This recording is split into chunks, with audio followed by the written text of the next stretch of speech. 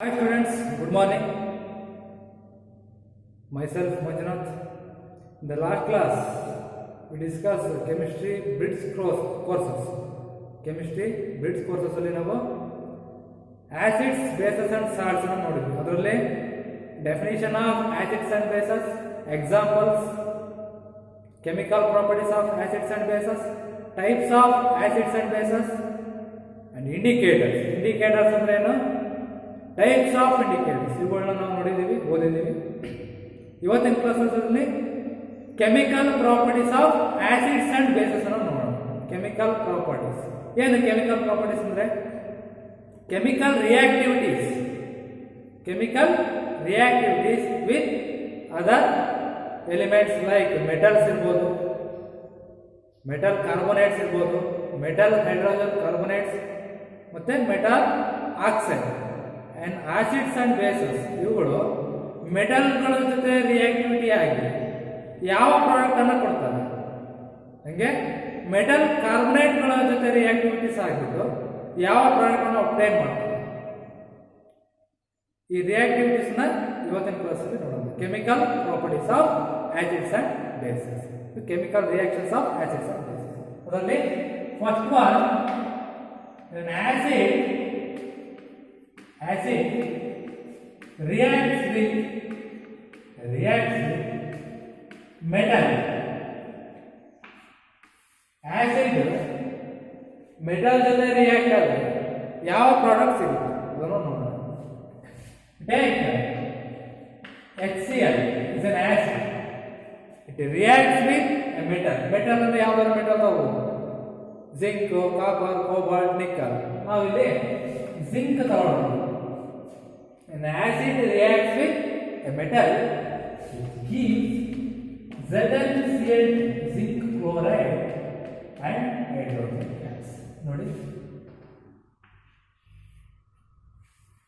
Zinc ಅನ್ನೋದು metal ಇದೆ, HCl ಅಂದ್ರೆ it is a strong acid. ನೋಡಿ, strong acid reacts with metals which gives zinc chloride and hydrogen. ಅಂದ್ರೆ HCl ಏನಾಗಿದೆ, ಈ ಜಿಂಕ್ ಜೊತೆ ರಿಯಾಕ್ಟ್ ಆಗ್ಬಿಟ್ಟು ಜಿಂಕ್ ಕ್ಲೋರೈಡ್ ಅನ್ನ ಪ್ರೊಡ್ಯೂಸ್ ಮಾಡುತ್ತೆ. ಅಥವಾ HCl reacts with zinc which gives zinc chloride and hydrogen. ನೋಡಿ, HCl is an acid, zinc is a metal. Acid react with metal which gives zinc chloride ಅಂದ್ರೆ ಏನಿದೆ? zinc chloride is a salt. ಇದು ಒಂದು salt ಆಗಿದೆ, plus hydrogen gas. Take another example ಅಂತ ನೋಡಿ. ಇಲ್ಲಿ acid, strong acid metal ಜೊತೆ react ಆದ್ರೆ ನಿಮಗೆ ಏನು ಸಿಗುತ್ತೆ? ಸಾಲ್ಟ್ ಮತ್ತೆ ಹೈಡ್ರೋಜನ್ ಗ್ಯಾಸ್ ಸಿಗುತ್ತೆ. ಇನ್ನೊಂದು ಎಕ್ಸಾಂಪಲ್ ನೋಡೋಣ. ಟೇಕ್ ಅನದರ್ ಎಕ್ಸಾಂಪಲ್, HNO3 ತಗೊಳ್ಳಿ. HNO3 ಇಟ್ ಈಸ್ HNO3 ಅಂದ್ರೆ nitric acid. Nitric acid, it is also a strong acid. It reacts with copper. Copper is a metal which gives 2HNO3 which gives copper nitrate,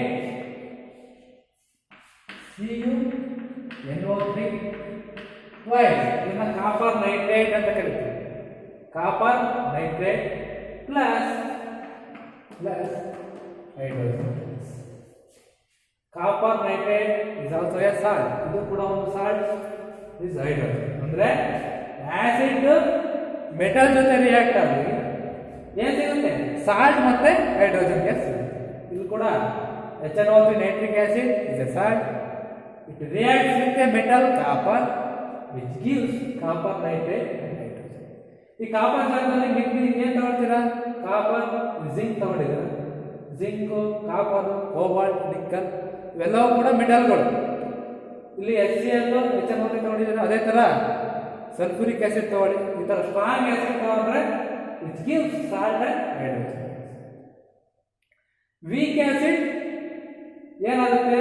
ಬೇಗ reactivity ಆಗಲ್ಲ, reacts with metal, ಬೇಗ reaction ಆಗಲ್ಲ. So this strong acid reacts with metals vigorously means rapidly, ಬೇಗ ಆಗುತ್ತೆ. ಬೇಗ reaction ಆಗುತ್ತೆ. ನಿಮಗೆ salt ಮತ್ತು ಹೈಡ್ರೋಜನ್ ಅನ್ನೋದು ಈ ಥರ ನೀವು ಎಷ್ಟಾದ್ರೂ ಎಕ್ಸಾಂಪಲ್ಗಳನ್ನ ರಿಯಾಕ್ಷನ್ಗಳನ್ನ ಬರ್ಕೋಬೋದು. ಅದೇ ಥರ acid reacts with metal carbonate.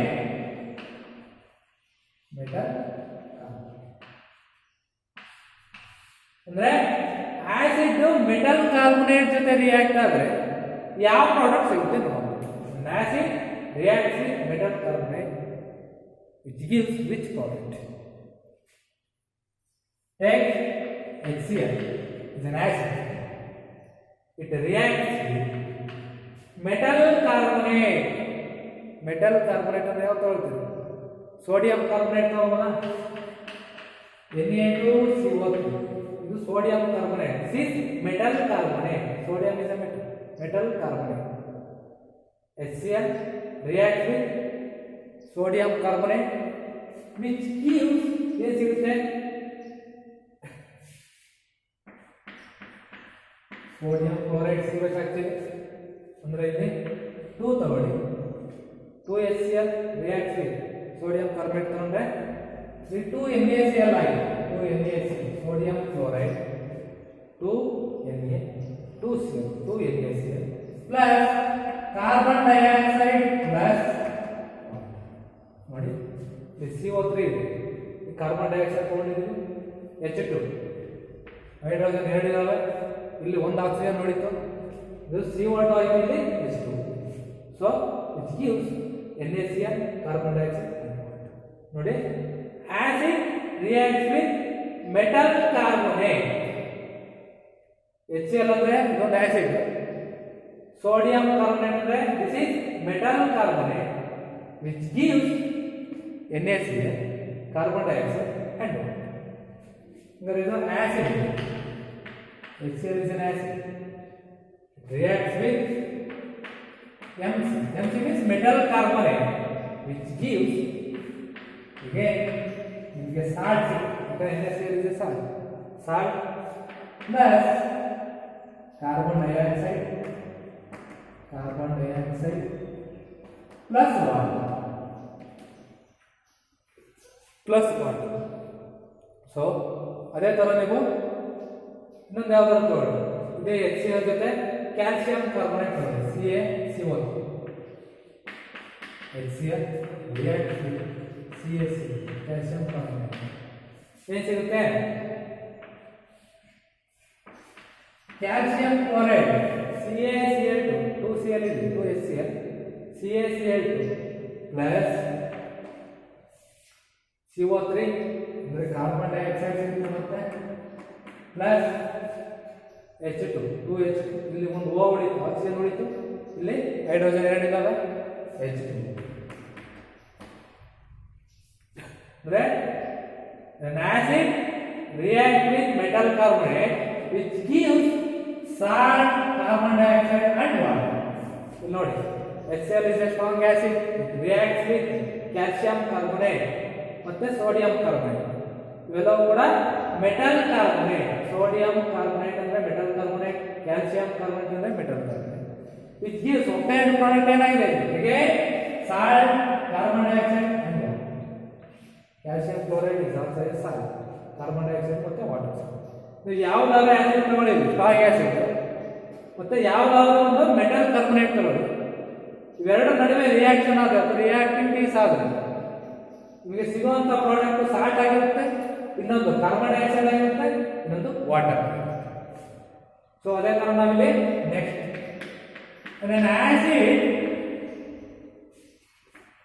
Acid reacts with metal carbonate ಆಗಿದೆ. reacts with metal hydrogen carbonate.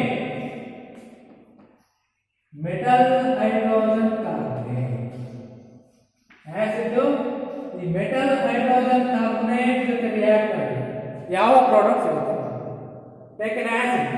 ಯಾವ ಆಸಿಡ್ ತಗೊಳ್ತೀರಾ? ಟೇಕ್ HCl, HNO3, H2SO4 ಯಾವ್ದಾದ್ರು ತಗೊಳ್ಳಿ. ಟೇಕ್ HCl ಅಂತ ತಗೊಂಡ್ರೆ you take HCl ತಗೊಳ್ತೀರಾ. ಅದೇ ತರ ಮೆಟಲ್ ಹೈಡ್ರೋಜನ್ ಕಾರ್ಬೊನೇಟ್ ಯಾವುದು NaHCO3 ತಗೊಳ್ಳಿ. ಮೆಟಲ್ ಹೈಡ್ರೋಜನ್ ಕಾರ್ಬೊನೇಟ್ NaHCO3 ಅಂದ್ರೆ ಏನಿದು metal. Sodium is a metal, hydrogen ಇದೆ, carbonate. So HCl acid reacts with metal hydrogen carbonate. HCl is an acid. It reacts with metal hydrogen carbonate which gives ಏನು ಸಿಗುತ್ತೆ ನೋಡಿ sodium NaCl,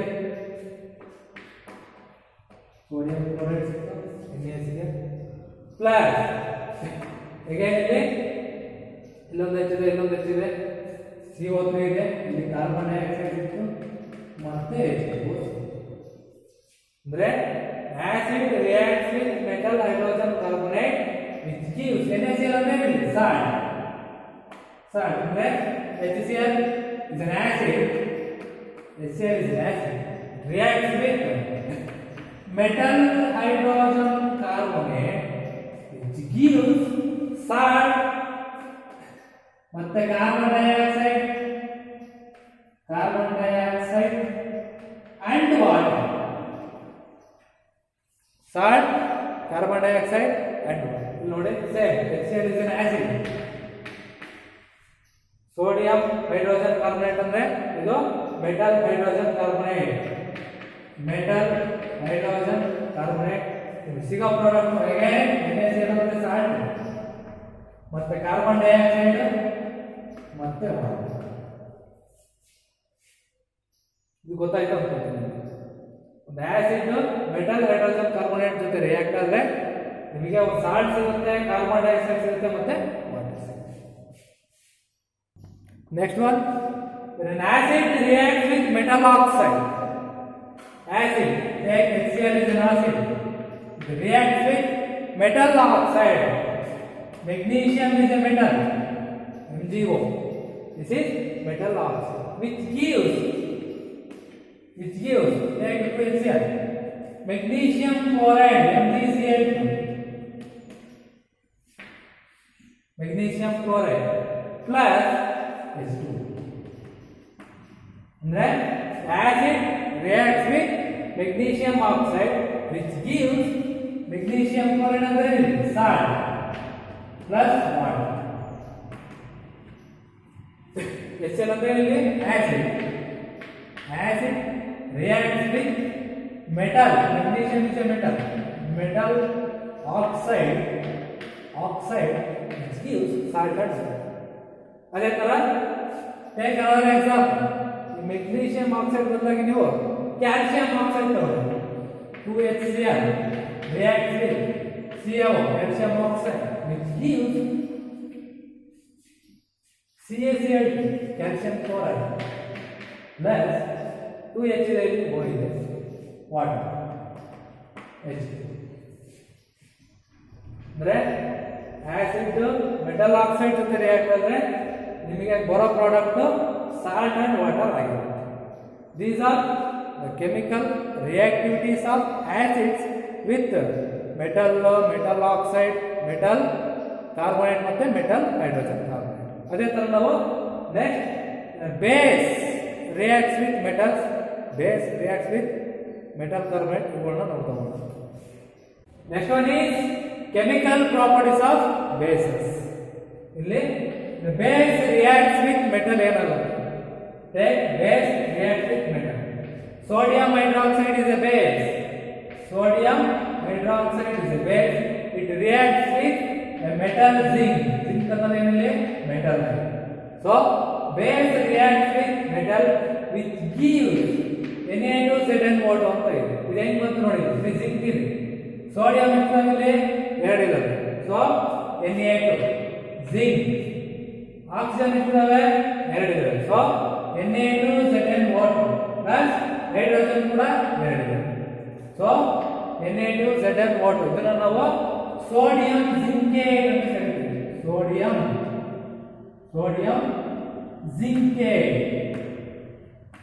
zincate ಇದು hydrogen. So the base reacts with metal which gives this sodium silicate is also a salt plus hydrogen. Salt plus hydrogen. So the base reacts with metal. Base metal ಜೊತೆ react ಆಗಿಬಿಟ್ಟು ನಮಗೆ salt ಮತ್ತೆ hydrogen gas ಕೊಡುತ್ತೆ. ಅದೇ ತರ the base reacts with non-metallic oxide. Non-metallic oxide. ನೋಡಿ the base reacts with non-metallic oxide. Calcium hydroxide is a base. It reacts with non-metallic oxide carbon dioxide. Carbon is a non-metal. ಗೊತ್ತಿರಲಿ ನಿಮಗೆ carbon is a non-metal. So the base reacts with non-metallic oxide like carbon dioxide, which gives calcium carbonate and water molecule. ನೋಡಿ calcium carbonate and water molecules. So it is a base. Calcium hydroxide is a base. It reacts with carbon dioxide. Carbon dioxide ಅಂದ್ರೆ this is non-metallic oxide. It gives calcium carbonate. It is a salt. Calcium carbonate is a salt and water. And water. ಅಂದ್ರೆ base reacts with non-metallic oxide. ಏನು ಸಿಗುತ್ತೆ ನಿಮಗೆ? Salt and water. These are the chemical properties of the chemical reactivities of bases with metal and non-metallic oxide. Next, we will go to neutralization reaction.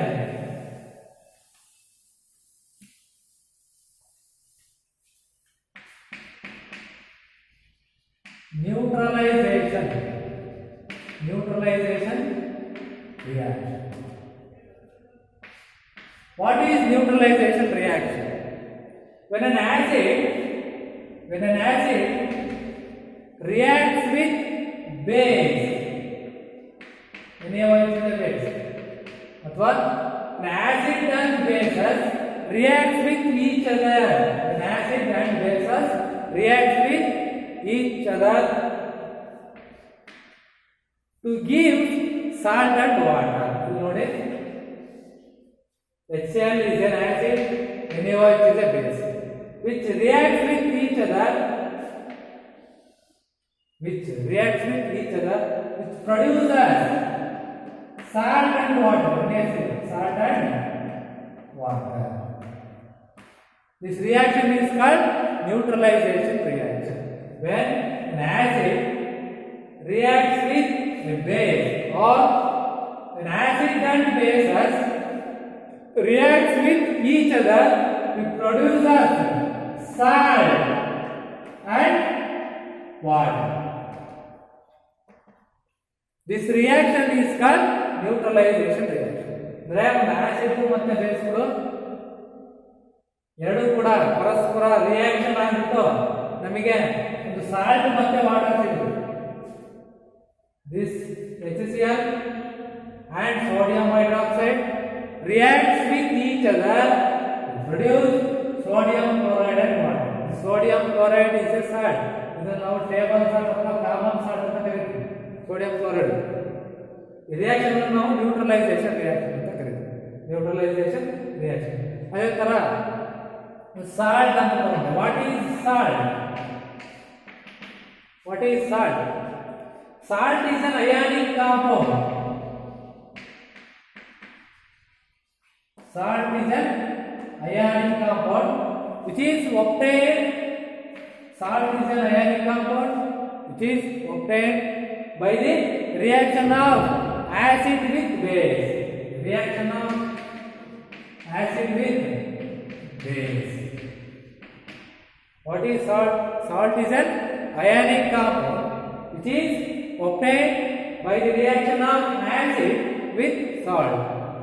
Acid with base. The name HCl is an acid. It reacts with a base. It gives sodium chloride and water. This is the salt. So the salt means again the acid reacts with base, which produces salt and water. So this is the salt. Example for salt ಯಾವುದು ಇದೆಯಲ್ಲ common name sodium chloride NaCl. ತುಂಬಾ ಸಾಲ್ಟ್ಗಳು ಇದಾವೆ. Calcium hydroxide is also also salt, ಮತ್ತೆ calcium carbonate ಇವೆಲ್ಲವೂ ಕೂಡ ಸಾಲ್ಟ್ಗಳು. ನಾವು common ಆಗಿ sodium chloride ಅನ್ನು ನಾವು ಕಾಮನ್ ಸಾಲ್ಟ್ ಅಥವಾ ಟೇಬಲ್ ಸಾಲ್ಟ್ ಅಂತ ಕರೀತೀವಿ. ಇದಾದ್ಮೇಲೆ ನೆನಪಿರೋದು ನಿಮಗೆ pH scale. pH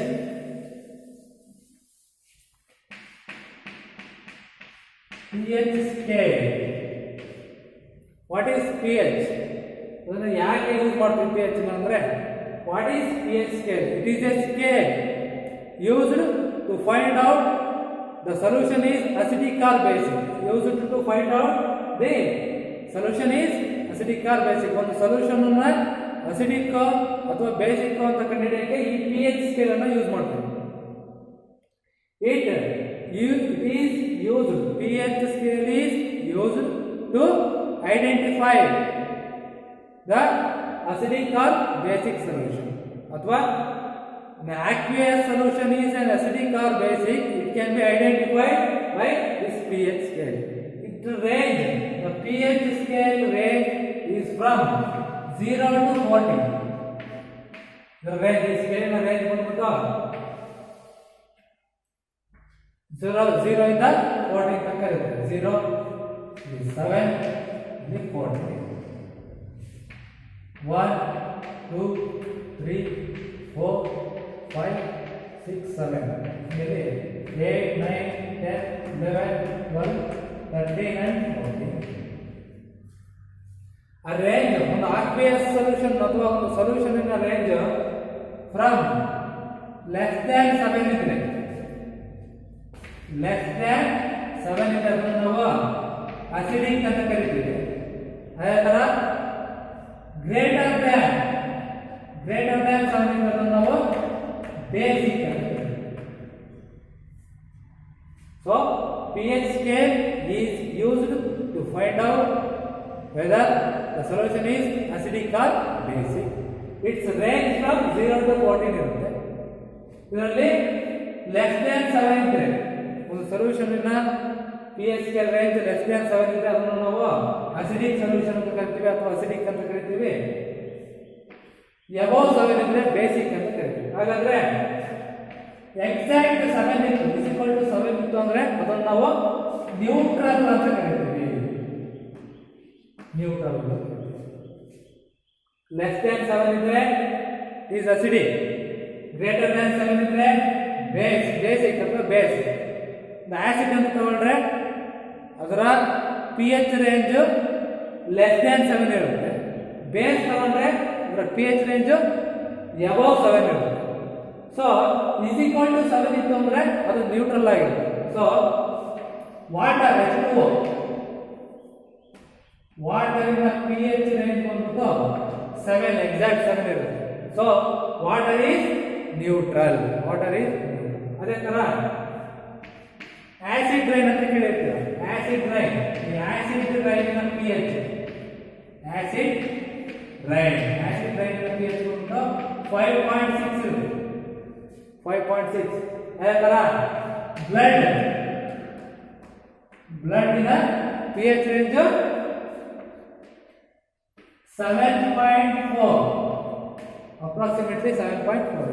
Then the body, human body contains the pH range of 7.4 plus 7.2 in the 7.4. So what is pH scale ಅಂತ ಕೇಳಿದ್ರೆ ಇದಕ್ಕೊಂದು ಫಾರ್ಮುಲಾ ಇದೆ. pH is equal to negative logarithm of hydronium ion, SiO+. This pH scale is used to find out whether the solution is acidic or basic. ಒಂದು solution, ಒಂದು ಆಕ್ವಿಯಸ್ solution ತಗೊಂಡ್ಬಿಟ್ಟು pH scale ಅನ್ನು use ಮಾಡಿದ್ವಿ ಅಂದ್ರೆ ಅದು acidic ಅಥವಾ basic ಅಂತ ನಾವು ಐಡೆಂಟಿಫೈ ಮಾಡಬಹುದು by using this pH scale. ಇದರ ರೇಂಜ್ ಬಂದ್ಬಿಟ್ಟು 0 to 14 ಇರುತ್ತೆ. ಲೆಸ್ ದ್ಯಾನ್ 7 ಇತ್ತು ಅಂದ್ರೆ ಅದು ಅಸಿಡಿಕ್ ಆಗಿರುತ್ತೆ. ಅಬೌವ್ 7 ಇತ್ತು ಅಂದ್ರೆ ಬೇಸಿಕ್ ಆಗಿರುತ್ತೆ. ಎಕ್ಸಾಕ್ಟ್ 7 ಇತ್ತು ಅಂದ್ರೆ ಅದು ನ್ಯೂಟ್ರಲ್ ಆಗಿರುತ್ತೆ. ಸೊ ನ್ಯೂಟ್ರಲ್ ಒಂದು ಎಕ್ಸಾಂಪಲ್ ಅಂದ್ರೆ ವಾಟರ್ನ pH ರೇಂಜ್ ಬಂದ್ಬಿಟ್ಟು 7, ಬ್ಲಡ್ ಇನ pH ರೇಂಜ್ 7.4, ಆಸಿಡ್ ರೈನ್ 5.6. ಅಂದ್ರೆ ಲೆಸ್ ದ್ಯಾನ್ 7 ಇತ್ತು ಅಂದ್ರೆ ಅದು ಅಸಿಡಿಕ್, ಮೋರ್ ದ್ಯಾನ್ 7 ಇತ್ತು ಅಂದ್ರೆ ಬೇಸಿಕ್, ಎಕ್ಸಾಕ್ಟ್ 7 ಇತ್ತು ಅಂದ್ರೆ ಅದು ನ್ಯೂಟ್ರಲ್ ಆಗಿರುತ್ತೆ. ಇದು pH ಸ್ಕೇಲ್ ಆಗಿದೆ. ಓಕೆ, ನೆಕ್ಸ್ಟ್ ಕ್ಲಾಸಲ್ಲಿ ನಾವು ಮಿಕ್ಕಿರೋ ಕಾನ್ಸೆಪ್ಟ್ ಅನ್ನ ಕವರ್ ಮಾಡೋಣ. ಸೊ ಇವತ್ತಿನ ಅಸೈನ್ಮೆಂಟ್ ಕ್ವಶನ್ಸ್ಗಳನ್ನ ತಗೊಳ್ಳಿ. First question, right the properties of acids and basis. Second question, what is N indicator? Give an example. Write the chemical properties of acids and bases. Write the chemical properties of acids and bases. Third question. Fourth question toward what is neutralization reaction? Give an example. First question now. ಇವೆಲ್ಲ ಕೂಡ assignment ಕ್ವಶನ್ಗಳು ಬರೆದ್ಬಿಟ್ಟು ನಿಮ್ಮ ಗ್ರೂಪಿಗೆ ಹಾಕಿ ಮಿಕ್ಕಿರೋ ಕಾನ್ಸೆಪ್ಟ್ಗಳನ್ನು ನಾವು next ಕ್ಲಾಸಲ್ಲಿ discuss ಮಾಡೋಣ.